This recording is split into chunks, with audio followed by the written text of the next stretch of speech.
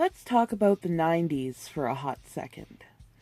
Now, I know that there's a chance that some people listening to this will only have been born then, but I would think the majority of my audience was probably born in the late 70s, early 80s. Anyway, the reason I bring up the 90s is because, well, that was a very influential time in my life. I belong to a variety of different subcultures. Now, recently, I guess a few of these subcultures, such as heavy metal, has come into, question about its misogyny and a variety of other buzzwords that the snowflakes seem to enjoy. So, why don't we talk about this from the point of view of a woman in these particular subcultures? So, the ones that I belong to at some point in my life, and most of it happened in the 90s. Let's see, I was part of the grunge movement, heavy metal, and punk rock. I think those are the major ones anyway. And I'll tell you this, whether people on the outside think that these groups are misogynistic or racist or anything else like that, that is your own projection. Okay? These are communities that I personally belong to. And I was a military kid, so I moved all over the country. Well, I even lived in Damascus, Syria when I was 8 years old. But that's neither here nor there to this story. So, I've lived all over Canada. And I have visited, I think Brandon, Manitoba was probably the biggest punk place I went to. Let's see, heavy metal. I've just been to concerts in Vancouver, Edmonton, Saskatoon. I think that's it. I don't think I ever went to one in Calgary. The point is, I've been to a few different metal concerts. I've belonged to the community. You may think from the outside that they're sexist and everything else. Well, I'm a woman, and I'll tell you they're not.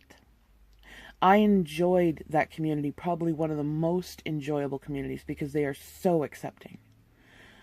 Same with the punk scene. You could be any size, gender, race, religion. It didn't matter. You could be anything and still be accepted in the punk movement. As long as you didn't stand still at shows, you were there. And you could enjoy yourself and be completely open and honest about who you were. The grunge scene, quite frankly, it was more about the clothing and the music. But a lot of it had to do with the clothing. And the clothing was extremely androgynous. So, again, that should fit well with the new social justice expectations, etc. So really, I know that these days it's no longer down to the individual and it's all down to the group. And we seem to only see the worst parts of the group interact with society, because the loudest is going to be, unfortunately the most heard. I find this exceedingly frustrating, because if you're going to judge all of us by a group, but only take one of us as a representative, that's some messed up math, man.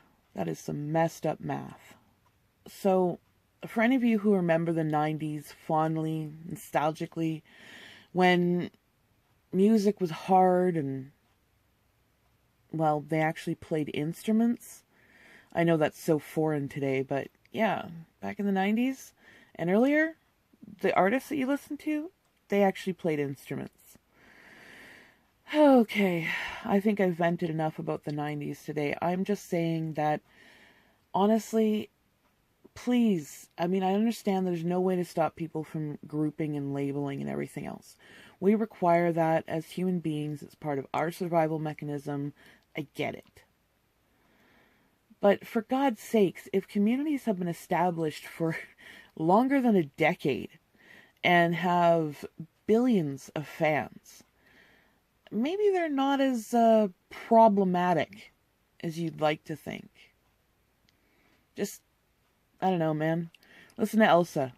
Let it go. Anyway, it's still a sick, sad world, and I'm Moggy. Cheers.